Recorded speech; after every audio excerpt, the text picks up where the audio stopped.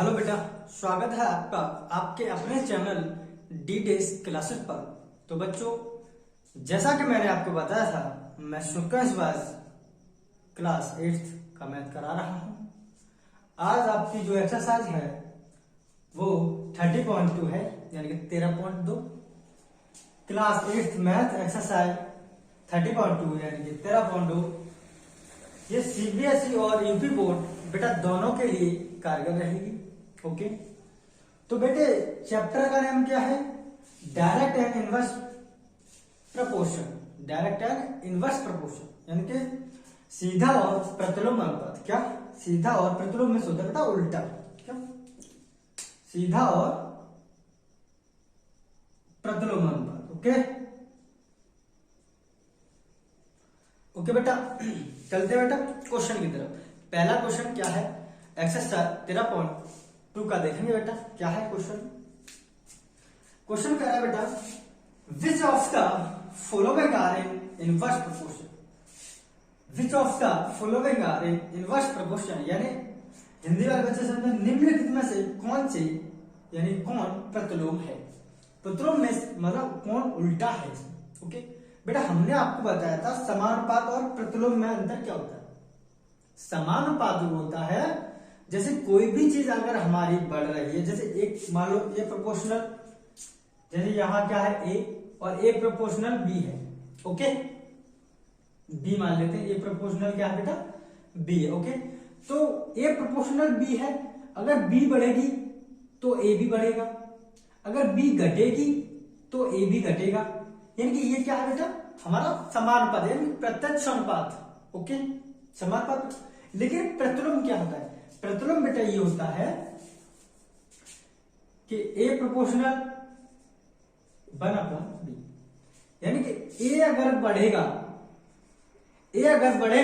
तो बी घटेगा। क्या होगा?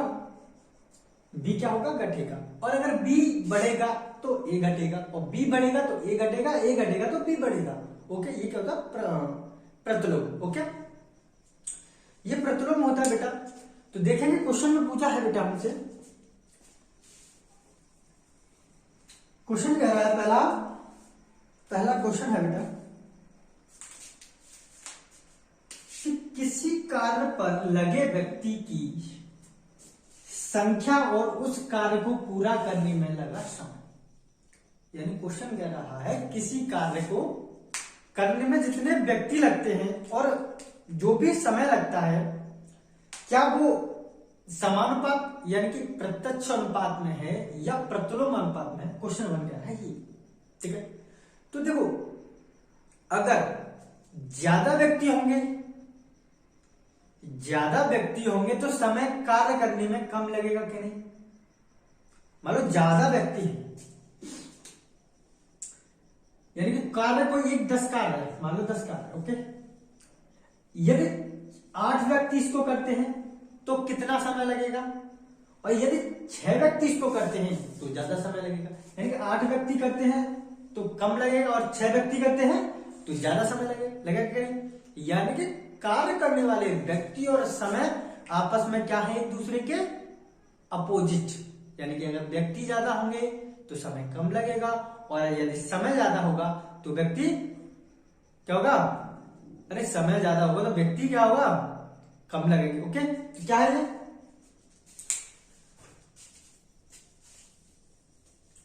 यानी कि ये क्या है? समय के क्या है? डायरेक्टली इन प्रोपोर्शनल है, यानी कि क्या है? ये प्रतिलोम है। क्या है बेटा? ये है आपका प्रतिलोम। क्वेश्चन नंबर पहला, यानी कि यदि अगर व्यक्ति ज्यादा है तो समय कम लगेगा, सीधी सी बात है। यदि व्यक्ति ज्यादा हो तो ज्यादा ही समय लगता, तो उसको बोलते हैं समानुपात यानी कि प्रत्यक्ष अनुपात। लेकिन व्यक्ति ज्यादा है तो कम समय कार्य करने में कम लगता है ना। तो क्या है? ये ज्यादा और अधिक अंतर है। तो क्या है? प्रतिलोम उल्टा है ना, ज्यादा और अधिक का। ओके, चलते बेटा नेक्स्ट क्वेश्चन की तरफ। ये क्या है बेटा? पहला प्रतिलोम है। दूसरा क्वेश्चन है बेटा, एक समान चाल से किसी यात्रा में लिया गया समय और तय की गई दूरी, यानी कि एक समान चाल से, यानी एक समान चाल है कोई भी हो, ओके, एक समान चाल से एक यात्रा तय की जा रही, ओके, एक समान चाल से एक यात्रा तय की जा रही। तो क्वेश्चन में पूछ रहा है समय और दूरी में क्या प्रत्यक्ष अनुपात होगा या प्रतिलोम होगा। तो देखो यदि अगर समय ज्यादा है तो आप दूरी भी ज्यादा चलोगे कि नहीं, क्या कहते हो? अरे अगर समय ज्यादा है तो ज्यादा समय मिलेगा तो दूरी और चलेंगे, तो क्या है ये प्रत्यक्ष अनुपात है, यानी कि दोनों ही बढ़ रहे हैं। क्या है बेटा? दोनों ही इसमें क्या है, बढ़ रहे हैं। यानी कि अगर चाल घटेगी तो दूरी भी कम होगी, कम होगी कि नहीं होगी? होगी ना। क्या पूछे? चाल, यदि किसी व्यक्ति की चाल ज्यादा होगी तो दूरी ज्यादा तय करेगा, कम चाल होगी तो कम दूरी, यानी क्या है ये प्रत्यक्ष अनुपात में है। क्या है बेटा? प्रत्यक्ष अनुपात में है, ओके। क्वेश्चन नंबर बेटा 3, खेती की गई भूमि का क्षेत्रफल और काटी गई फसल। अगर खेती ज्यादा होगी, यानी कि खेती का क्षेत्रफल ज्यादा होगा तो उसमें फसल भी तो ज्यादा ही होगी ना। ऐसा तो है नहीं कि अगर भूमि ज्यादा तो फसल कम होगी, तो क्षेत्रफल पर फसल तो पूरी पर होगी। तो क्या है ये डायरेक्टली ही क्या है, प्रोपोर्शनल है, यानी कि प्रत्यक्ष अनुपात में है। यदि ज्यादा होगा क्षेत्रफल भूमि का तो ज्यादा ही फसल मिलेगी, ओके। हाँ, अगर ऐसा होता है कि ज्यादा भू क्षेत्र उधर कम भूमि फसल मिलती तो उसको बोलते प्रतिलोम, ओके।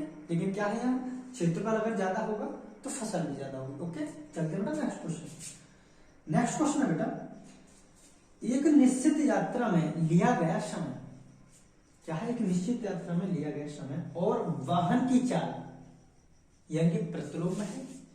समय और चाल में डिफरेंस है, क्या है? समय और चाल, ठीक है। किसी निश्चित यात्रा में लिया गया समय और वाहन की चाल में यदि चाल अधिक होगी तो कोई भी दूरी तय करने में समय कम लगेगा कि नहीं? क्या बच्चों मेरी बात समझ पा रहे हैं? अगर चाल मैं अपनी बढ़ा दूं तो जैसे मान के चलो कोई भी चाल में चल रहा हूं, ओके, कोई भी मुझे दूरी तय करनी है, ओके। मैं अगर उसको कम चाल से चलता हूं, मान लो मैं चलता था पहले 30 किलोमीटर प्रति घंटा की चाल से, तो एक घंटे में कितना कवर करूंगा? 30 किलोमीटर। अगर मैंने अपनी चाल बढ़ा दी, क्या हुआ? अपनी मैंने चाल बढ़ा दी 60 किलोमीटर प्रति घंटा कर दी, तो क्या मैं उस दूरी को जो पहले 1 घंटे में तय कर रहा था तो उसको आधा घंटा लगेगा कि नहीं?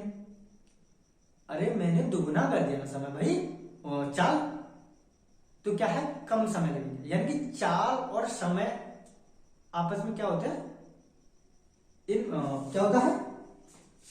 प्रतिलोम में होते हैं। क्या होता है? प्रतिलोम होता है, यानी कि समान पद में नहीं होता। क्या है? दोनों एक दूसरे के क्या होता है, अपोजिट, ओके। समय ज्यादा होगा तो चाल कम होगी, चाल ज्यादा होगी तो समय कम होगा, ओके। कोई दिक्कत बेटा? हाँ बेटा, चल दीजिए नेक्स्ट क्वेश्चन।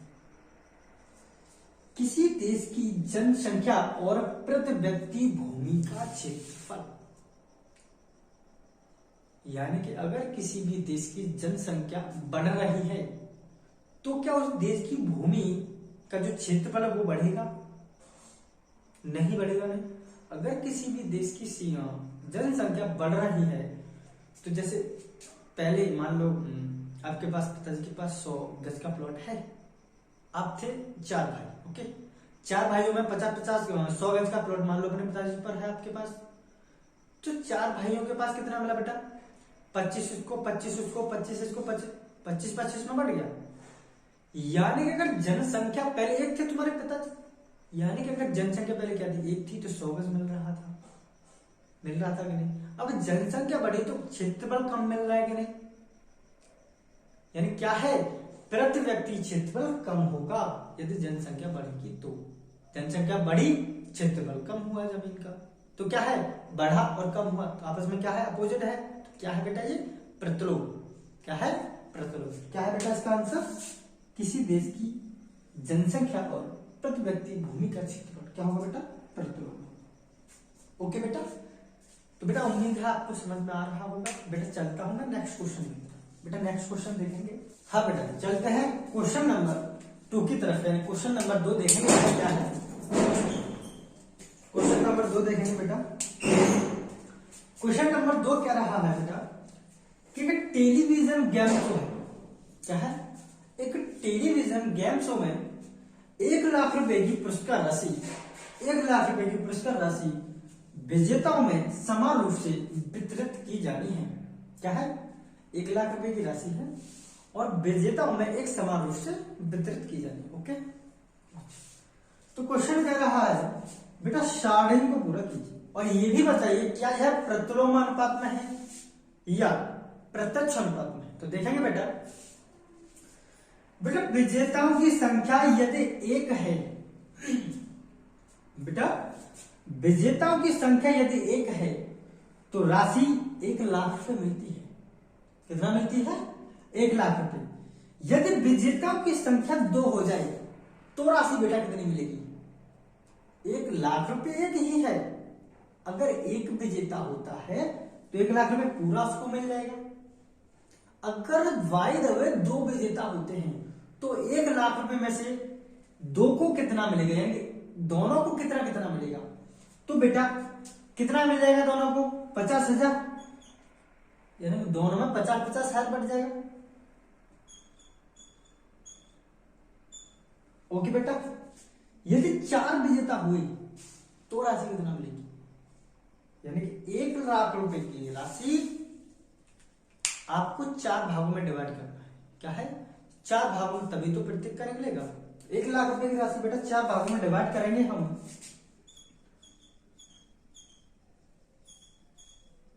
इकाई बेटा, ढाई बेटा, सैकड़ा, हजार, दशक, कितने में डिवाइड करना बेटा, 4 से काटा बेटा 25, यानी कि एक बंदे को बेटा कितना मिला, 25,000। कितना मिला बेटा,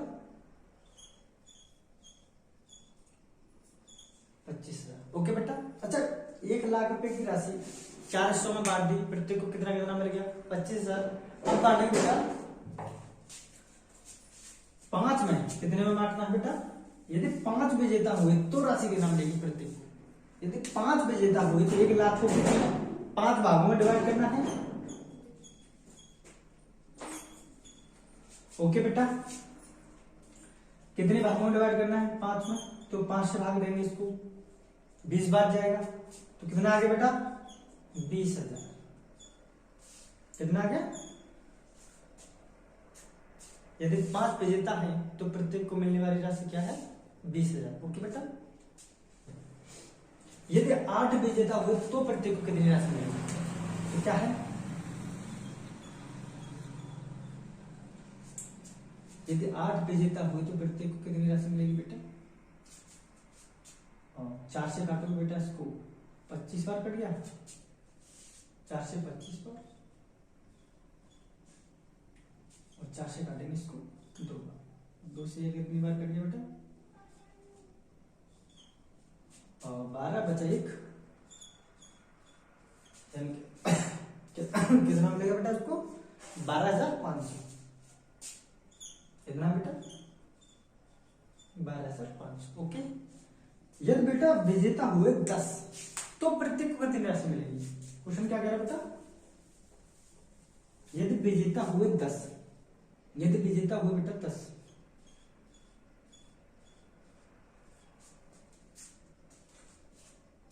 तो बेटा प्रत्येक को राशि कितनी मिलेगी। क्या करेंगे, 10 का डिवाइड, एक 0 से 1 0 गया, कितना बचा बेटा, 10,000। तो प्रत्येक को कितना मिलेगा, 10,000 रुपए। कितना मिलेगा बेटा, 10,000 रुपए। यदि बेटा विजेता हुए 20 तो कितना मिलेगा,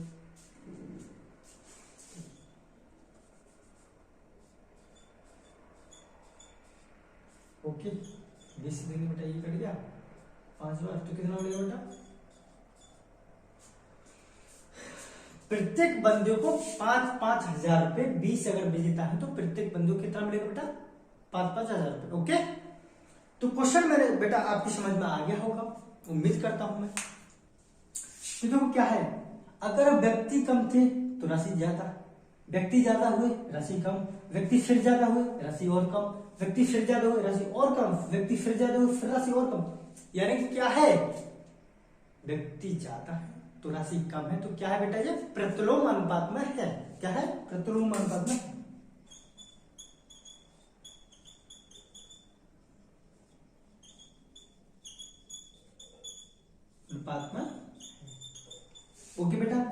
चलते बेटा नेक्स्ट क्वेश्चन की तरफ। ओके, उम्मीद है बेटा आपको समझ में आ रहा। ओके, हाँ तो बच्चों देखेंगे क्वेश्चन नंबर 3। क्वेश्चन नंबर 3 बेटे क्या कह रहा है? तो क्वेश्चन नंबर 3 क्या कह रहा है बेटे? क्वेश्चन नंबर 3 है बेटा, रहमान तीलियों का प्रयोग करते हुए एक पहिया सजा रहा है। क्या? रहमान तीलियों का प्रयोग करते हुए एक पहिया सजा रहा है, पहिया। ओके, और पहिया भी वो इस प्रकार सजा रहा है कि जो अगर पहिया में जैसे तीली लगाएगा वो जो प्रत्येक कोण बनेगा वो समान रूप में बनना चाहिए। तीलियां किस प्रकार सजा रहा है, यानी कि पहिए में तीलियां लगाई, तो यानी कि मान लो 3 लगाई, 4 लगाई या 5 लगाई, 6, कितनी भी तीलियां लगाई, कोण समान आना चाहिए, सबका समान समान आना चाहिए। एक तो बात है बेटा ये। ठीक, रोहन क्या कहता है? रहमान तीलियों का प्रयोग करते हुए एक पहिया सजा रहा है, वह समान तीलियां इस प्रकार लगाना चाहता है।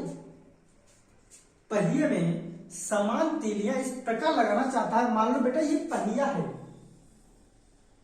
मान लो इस पहिए में वो जो तीलियां लगाना चाहता है, वो तीलियां इस प्रकार लगाना चाहता है कि जो कोण बन के आए वो इसका भी कोण समान हो, ये भी कोण समान हो, ये भी कोण समान हो और ये भी कोण समान हो। ठीक है, क्या है इसमें 4 तीलियां हैं तो कोण क्या है, ये भी समान होना चाहिए, ये भी समान हो। ऐसा नहीं कि कोण ऐसे बना लिया तो ऐसे करके डिवाइड आपने जो है एक तो बना लिया ऐसे करके, यहां ले दिया, एक यहां ले दिया, एक यहां ले दिया और एक यहां ले दिया। तो देखो क्या आपको ये समान लग रहा है? नहीं लग रहा ना। तो इस प्रकार रहमान सजाना ही नहीं चाहता है। रहमान तो इस प्रकार सजाना चाहता है कि प्रत्येक कोण बराबर आना चाहिए, इस प्रकार तीलियां लगाना चाहता है। एक तो बात है। आगे क्या है बेटा? आगे है लगाना चाहता है किन्हीं भी क्रमागत तीलियों के बीच के कोण बराबर हैं तो सारणी को पूरा कर दो। क्वेश्चन में कह रहा है किन्हीं भी क्रमागत तीलियों के बीच जो कोण है सजा दिया।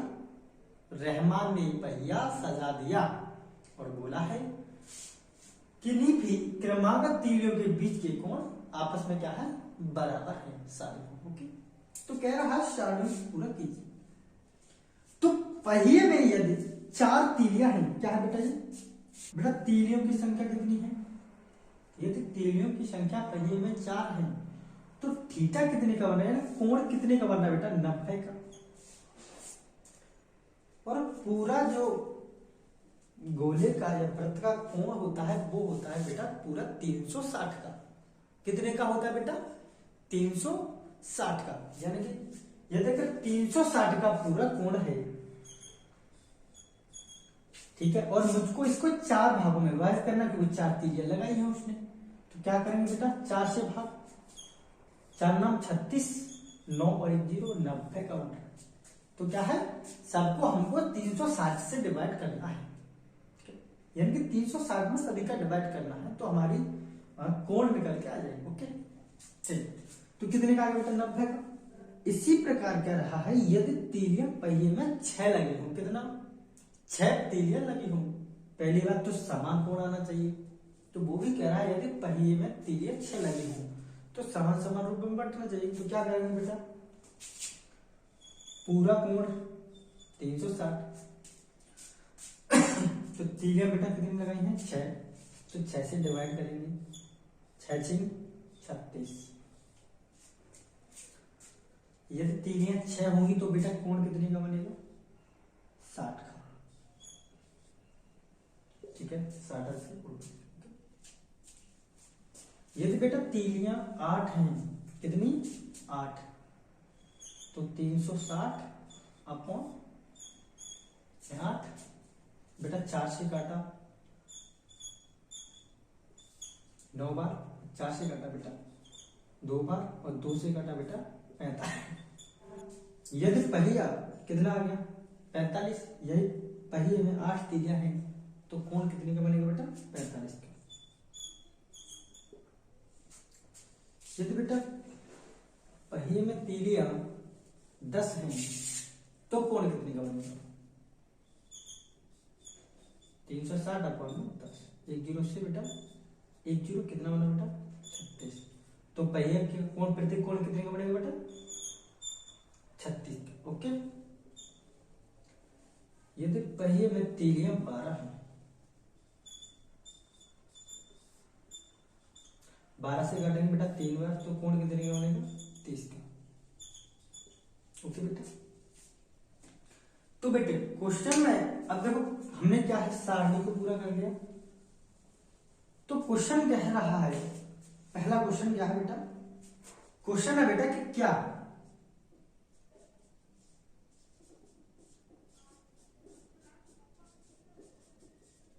तीलियों की संख्या और कोण थीटा प्रतिलोम अनुपात में है। बेटा मैं क्वेश्चन नहीं लिख रहा हूं, मैं समझा ही देता हूं। ओके। पहला क्वेश्चन ये कह रहा है सारणी बनाने के बाद कि क्या ये जो थीटा और ये जो तीलियों की संख्या है ये प्रतिलोम अनुपात में है। तो हमारा आंसर क्या है बेटा, हाँ ये प्रतिलोम अनुपात में है, क्योंकि जब हमारी तीलियों की संख्या 4 है तो थीटा कोण कितने का बना रहा है 90 का। यदि तीलियों की संख्या बढ़ गई तो कोण क्या होगी बेटा कम। यदि तीलियों की संख्या और बढ़ गई तो थीटा और कम, तीलियों की संख्या और बढ़ गई तो थीटा और कम। यानी कि तीलियों की संख्या जैसे जैसे बढ़ती जा रही है वैसे वैसे थीटा क्या है कम होता जा रहा है। तो दोनों में क्या है अपोजिट। ठीक है, वो बढ़ रहा है तो ये घट रहा है। समझ पा रहे हो। ठीक बेटा दूसरा क्वेश्चन पूछा है। बेटा क्वेश्चन एक तीलियों की संख्या 15 है, माना तीलियों की संख्या 15 है तो कोण बताइए कितने का होगा। तो बेटा कोण कितने का होगा, तीलियों की संख्या कितनी है 15, तो कोण कितने का होगा बेटा 360 अपॉन में 15। 3 से गया बेटा 5 बार और 3 से गया बेटा ये 12 बार, तो बटे 5 कितने बेटा गया ये 24 पंजे 120, कितने का होगा 24 का कोण होगा। ओके, अगर तीलियां 15 है तो। बेटा चलते हैं नेक्स्ट क्वेश्चन की तरफ। क्वेश्चन कह रहा है यदि क्रमागत तीलियों के बीच का कोण 40 अंश है, क्रमागत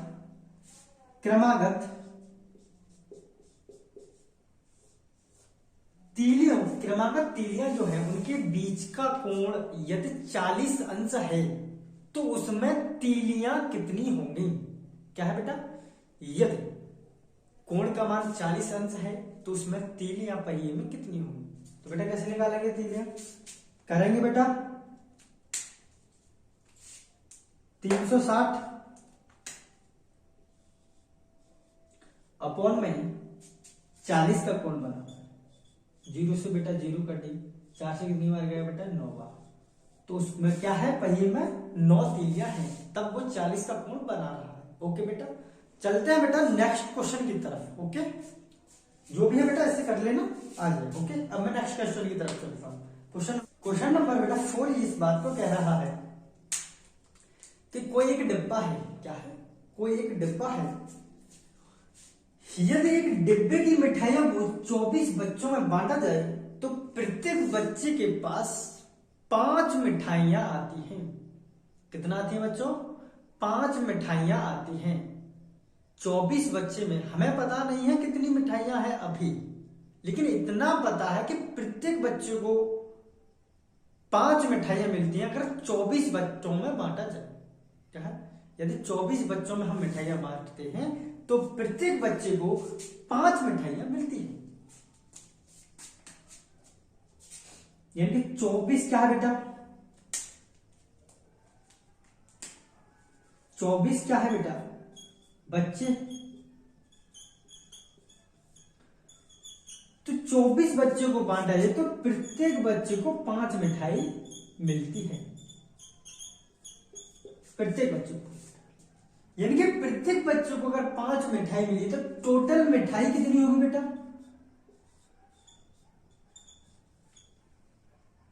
मान लो कोई भी चीज हमारे पास 10 है, ठीक है, या फिर दो बच्चों को कोई भी चीज 5-5 मिली है, ठीक है, बच्चे 2 हैं और दोनों को 5-5 मिली है, तो टोटल कितना हुआ? मान लो 2 बच्चे हैं, 5 इसको मिला, 5 इसको मिला, ठीक है, बच्चे कितने हैं? 2 हैं, यानी कि प्रत्येक बच्चे को 5 मिला है, वहां भी यानी कि 5 मिला है, 2 बच्चे तो प्रत्येक बच्चे को 5 मिला है। तो बच्चे की संख्या में यदि हम उसकी क्वांटिटी का गुणा कर देते हैं तो हमारे पास टोटल संख्या निकल के आती है। ओके, तो क्या है बेटा, क्वांटिटी का जब गुणा करेंगे हम तो देखो बच्चे कितने हैं बेटा? 24 इंटू प्रत्येक बच्चे को मिलने वाली टॉफी मिठाई 5, तो टोटल मिठाई कितनी हुई बेटा? 24 पंजे 120, यानी कि टोटल मिठाई 120 है, तब 24 बच्चों में बांटा है तो 5-5 आया है। कोई दिक्कत बेटा? ठीक, देखो 24 अगर इसमें हम भाग देंगे तो 5 ही बार आएगा, सब बच्चों को 5-5 देंगे। अब क्वेश्चन में कह रहा है यदि बच्चों की संख्या 4 कम कर दी जाए, कितना? 4 कम कर दी जाए, पहले बच्चों की संख्या कितना थी? 24, 24 में से अगर 4 कम कर दिया, पहले कितना थी बेटा? 24, और 24 में से 4 बच्चे कम कर दी तो बच्चे कितने बेटा? 20। तो अब क्वेश्चन में कह रहा है कि इन 20 में से प्रत्येक बच्चे को कितनी मिठाई मिलेगी? तो टोटल मिठाई कितनी है बेटा? 120, और बांटना कितने बच्चों में बेटा? 20 बच्चों में। तो बेटा 0 से 0 कट गई, 2 से कट गया 6, यानी कि प्रत्येक बच्चे को बेटा कितनी मिठाई मिलेगी? 6 मिठाई। यानी कि अगर 20 बच्चे होंगे तो प्रत्येक बच्चे को बेटा कितनी मिठाई मिलेगी? 20 बच्चे पर 20 बच्चों पर 6 मिठाइयां प्रत्येक बच्चे को मिलेगी। क्या आप मेरी बात समझ पा रहे बेटा? अगर समझ पा रहे तो बेटा चैनल को लाइक करें, मेरी वीडियो को लाइक करें, चैनल को सब्सक्राइब करें एंड शेयर जरूर करें। ओके, चलते हैं बेटा, नेक्स्ट क्वेश्चन देखेंगे, क्वेश्चन नंबर 5।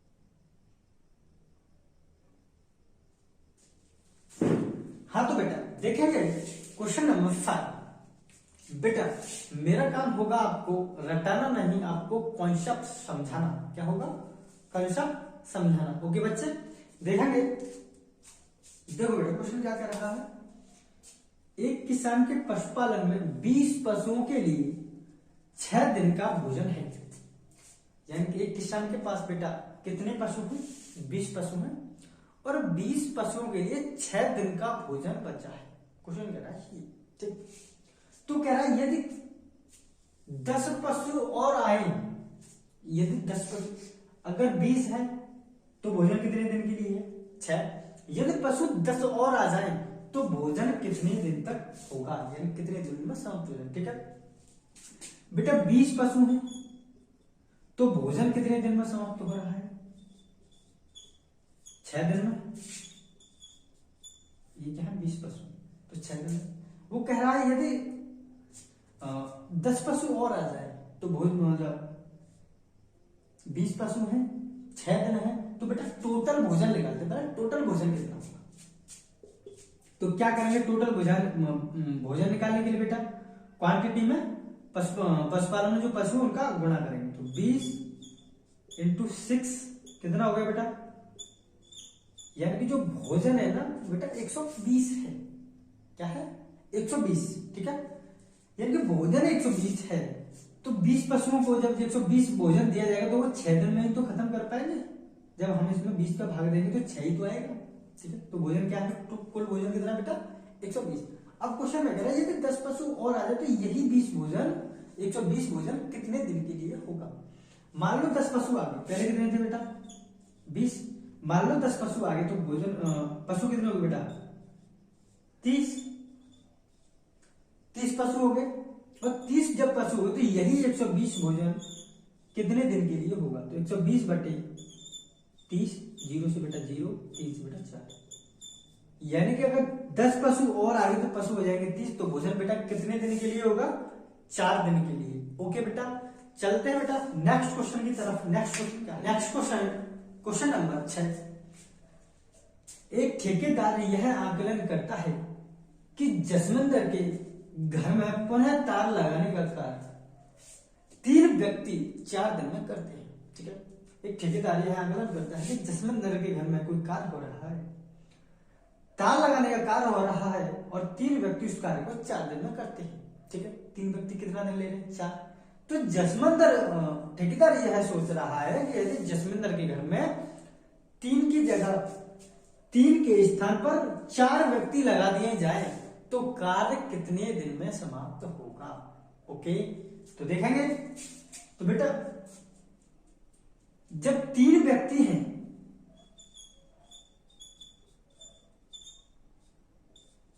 तो कार्य कितने दिन में हो रहा है बेटा?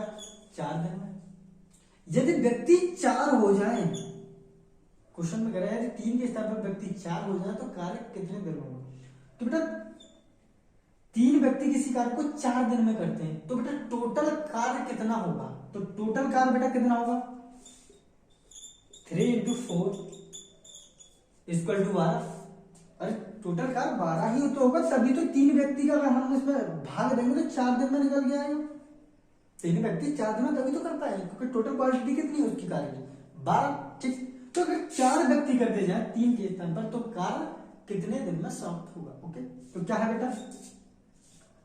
टोटल क्वांटिटी यानी कार्य कितना है टोटल? 12। 12 बेटा 4 से डिवाइड करेंगे हम, तो 4 से डिवाइड करेंगे तो कितना करेगा? 3 बार, यानी कि जब 4 व्यक्ति होंगे तो वह कार्य 3 ही दिन में समाप्त हो जाएगा। ओके बच्चे, चलते हैं बेटा नेक्स्ट क्वेश्चन की तरफ। ओके, क्या है क्वेश्चन नंबर 7? ये कह रहा है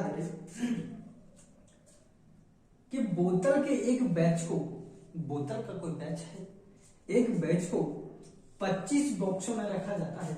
बोतल के एक बैच को 25 बॉक्सों में इस प्रकार रखा जाता है कि प्रत्येक बॉक्स में 12 बोतल है। प्रत्येक बॉक्स में बेटा कितनी बोतल है? 12। यदि इसी बैच की बोतलों को, क्या है बेटा? बोतलों को इस प्रकार रखा जाए कि प्रत्येक बॉक्स में 20 बोतल हो, तो बेटा बॉक्सों की संख्या क्या होगी? क्या है बेटा? तो बॉक्सों की संख्या क्या होगी? तो निकालेंगे बेटा कैसे इसको? यानी बॉक्स कितने बेटा? 25 और बोतल कितनी है? 12। तो पूछ रहा है यदि 20 बोतल हो तो बॉक्स कितने होंगे? यानी कि अगर 20 बोतल है तो बेटा माना बॉक्स होंगे x। यहां लिख देते हैं बेटा, माना बॉक्स है x। क्या है? x। तो 25 बॉक्स 12 बोतल, तो 12 बोतल में कितने बॉक्स होंगे? तो निकालेंगे बेटा इसको।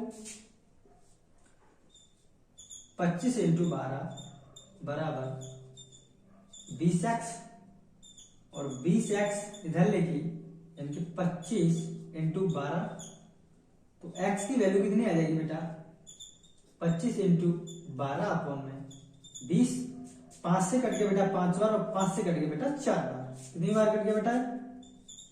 x बराबर 5 से कट गया 5 बार × 12, और 5 से कट गया बेटा ये 4 बार। ओके, और बेटा 4 से कितनी बार कट गया? 15। 4 से 3 बार। कितनी बार कट गया बेटा? 4 से 3 बार। तो x बराबर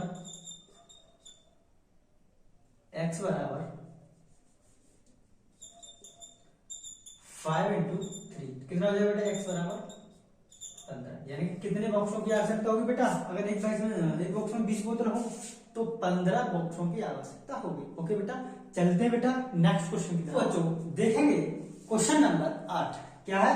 क्वेश्चन नंबर 8। बेटा क्वेश्चन नंबर 8 क्या है? क्वेश्चन नंबर 8 ये कह रहा है कि एक फैक्ट्री को कुछ वस्तुएं 63 दिन में बनाने के लिए, कितना दिन में बेटा? एक फैक्ट्री को कुछ वस्तुएं 63 दिन में बनाने के लिए 42 मशीनों की आवश्यकता होती है। कितना है बेटा? 42 मशीनों की आवश्यकता होती है। तो उतनी ही वस्तुएं 54 दिन में बनाने के लिए उससे फैक्ट्री को कितनी मशीनों की आवश्यकता होगी? ओके, देखेंगे बेटा क्वेश्चन है, अगर 63 दिन में कोई भी सामान तो 63 दिन में बच्चों कितना चाहिए, 42 मशीनों की आवश्यकता है। तो क्वेश्चन कह रहा है 54 दिन में कितनी मशीनें लगेंगी, यानी उसी वस्तु को बनाने के लिए 54 दिन में कितनी मशीनों की आवश्यकता होगी। तो मानते हैं बेटा, माना x मशीनों की आवश्यकता होगी। ओके, माना x मशीनों की आवश्यकता होगी, तो बेटा क्या निकालेंगे, x की वैल्यू निकालेंगे। 54x 63 इंटू 42, तो x बराबर 63 इंटू 42 अपॉन में 54। तो करेंगे बेटा 7 से काटेंगे, और 7 से तो नहीं कटेगा बेटा जी, 9 से कट जाएगा। 9 7 63 और 9 6 54। ये कितनी बार कट गया, 6 से 7 6 42, और 6 से 7 बार कट गया ना, 7 6 42। कितना आ गया बेटा, x की वैल्यू 7 इंटू 7, यानी कि x बराबर 49। तो बेटा कितनी मशीनों की आवश्यकता होगी 54 दिन में, 49 मशीनों की आवश्यकता होगी। देखेंगे बेटा अगला नेक्स्ट क्वेश्चन क्या है। क्वेश्चन नंबर 9 क्या है बेटा, एक कार एक स्थान पर पहुंचने में 60 किलोमीटर प्रति घंटा की चाल से 2 घंटे लेती है, तो वही कार 80 किलोमीटर प्रति घंटा की चाल से अगर चले तो कितना समय लेगी। तो करेंगे बेटा इस क्वेश्चन को, माना x समय लेगी, कितना लेगी बेटा, माना x समय लेगी। तो करेंगे बेटा 60 किलोमीटर प्रति घंटा की चाल से कितना समय ले रही है, 2 घंटे। तो x किलोमीटर 80 किलोमीटर प्रति घंटा की चाल से कितना लेगी x, तो निकालेंगे बेटा 80x बराबर कितना हो जाएगा 120। तो x बराबर 120 अपॉन में बेटा 80, 0 से बेटा 0, 4 से गया बेटा 3 बार और 4 से गया बेटा 2 बार। तो x बराबर 3/2, क्या हो जाएगा x बराबर 1 सही 1/2, यानी कि x बराबर कितना है बेटा, 1.5 घंटा लेगी। एक सही 1/2 यानी कि 1.5 घंटा लेगी अगर 80 किलोमीटर प्रति घंटा की चाल से चले। ओके, देखेंगे बेटा नेक्स्ट क्वेश्चन नंबर, बेटा मैं क्वेश्चन नंबर 10 आपके लिए छोड़ रहा हूं। क्वेश्चन नंबर 10 आपको करना है, यदि आपसे नहीं आता है तो मुझे कमेंट में लिखें, तो मैं आपको बताऊंगा। ओके, लेकिन क्वेश्चन नंबर आपके लिए है 10। ठीक है, क्वेश्चन नंबर करेंगे बेटा हम 11।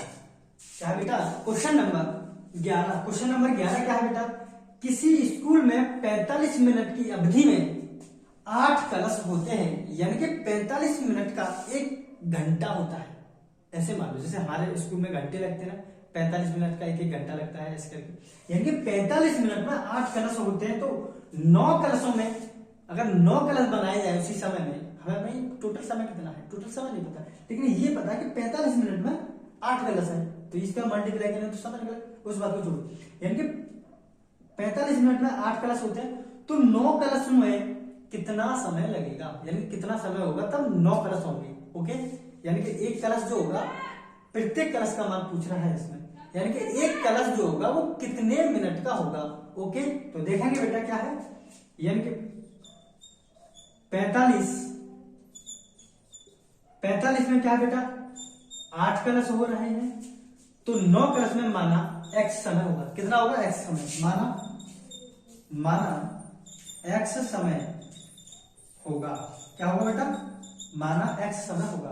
तो करेंगे बेटा, कितना हो जाएगा बेटा यहाँ पे 9x, कितना हो गया 45 इंटू 8, तो x बराबर 45 इंटू 8 अपॉन में बेटा 9 से काटेंगे बेटा, 9 पंजे 45, x बराबर 5 इंटू 8 का गुणा करेंगे बेटा, तो x बराबर कितना आया समय निकल के 40।